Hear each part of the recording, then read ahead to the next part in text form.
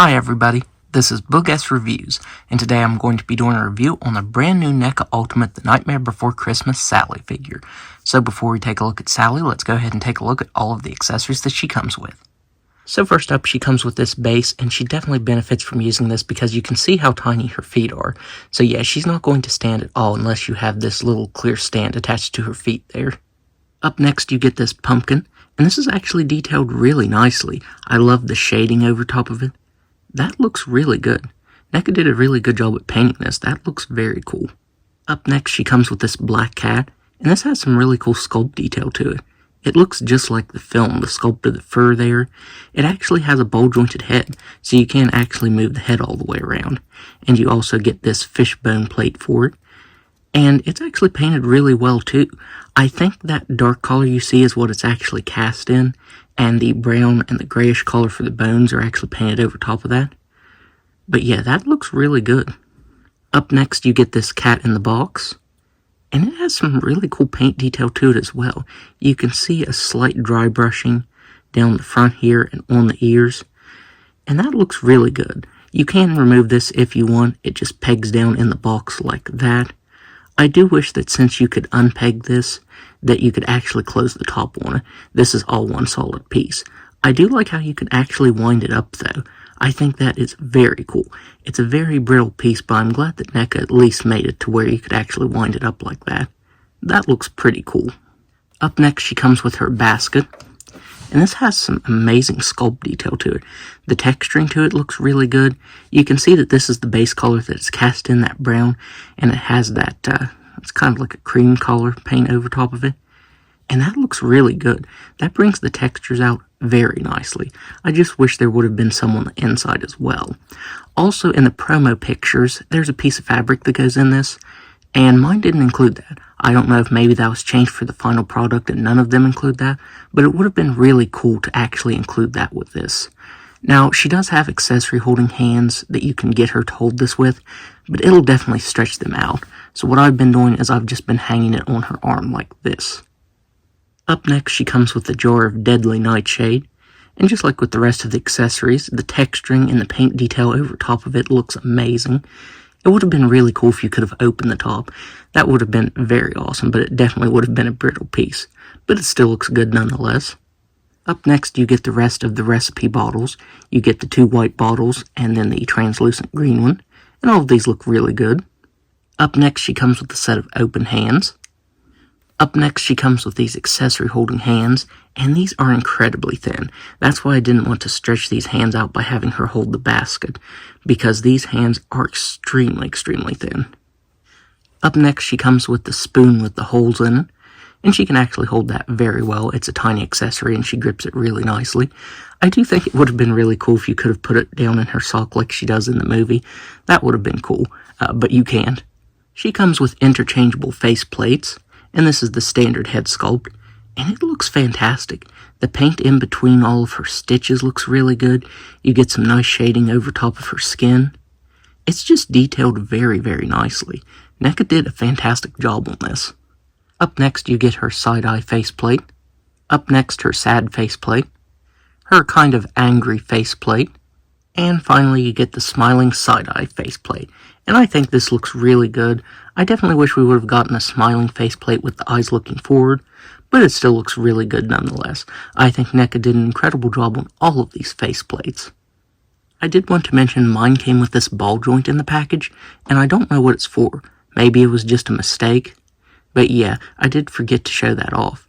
This was packed down in with the cat in the box, so I don't know if that was a mistake or what. If anyone else got this random ball joint in their package, let me know. So taking a look at the rest of the figure, Neca did a phenomenal job on the detailing on this. It looks just like the claymation in the film.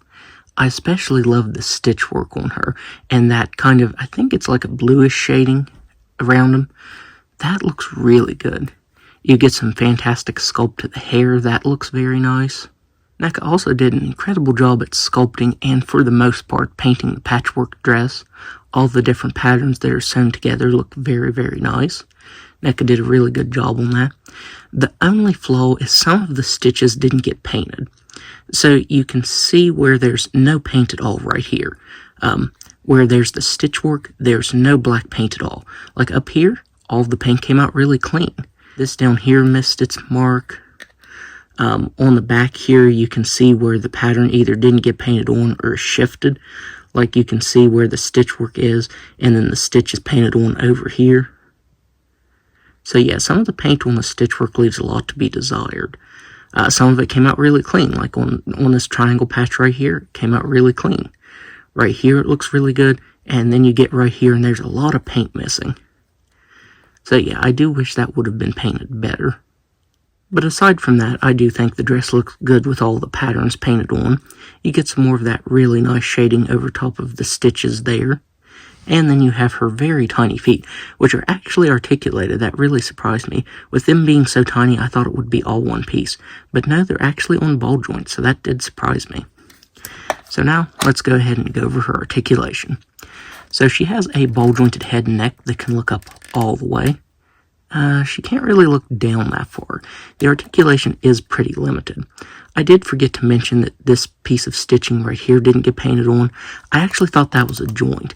I think down here this should have been a swivel joint. That way she could actually look all the way down. She can move side to side very slightly. Her hair does hinder that a little bit. She has shoulders that can move out that far. Surprisingly, she has swivel at the bicep. That really surprised me. They hid that joint very well. She has single jointed elbows that can bend in that far, swivel wrists that can move all the way around and up and down. She has a ball jointed diaphragm, but it doesn't want to move at all. It doesn't want to move up and down, and it doesn't want to move side to side at all. I might have to disassemble that and sand the joint down a little bit, because yeah, it doesn't want to move at all. She does have ball jointed hips, but because of the sculpted on dress, it does hinder the articulation. So she can't really kick forward or back. Oh, that sounds terrible. So yeah, that joint makes a really bad noise. She has single jointed knees that can actually bend back that far, and ball jointed ankles that can move down all the way, up all the way, side to side just a little bit, and you can rock them just a little bit. So the articulation on this figure is kind of limited, which I don't really mind because I'm not going to get her into any crazy sort of poses. I definitely wish this would have been better up here, though. I'm definitely going to have to take this apart and see why it's not moving at all. So for the only size comparison, here she is next to the retro clothed Jack figure. I don't have the Ultimate yet, but I think these actually scale pretty well with each other. I wasn't quite sure how she'd scale with him since he is a retro clothed figure, but I think they look pretty good together. So overall, I would highly recommend picking this up because Neca did a fantastic job on it. The sculpt work is really good, and the paint is even better. I really love all of the different shading and stuff that's going on the figure and the accessories. I think it looks really good. And she comes with some amazing accessories. The accessories and the interchangeable faceplates are going to be great for action figure photography. Neca just did a really good job on this figure, and I'm looking forward to getting the rest of the figures. I think so far the rest of the ones that are out are the Mayor and Santa Jack. But yeah, I'm definitely going to be picking those up at some point and reviewing them as well. So that's my review. If you like this review, be sure to hit the like button and subscribe to my channel. Thanks for watching.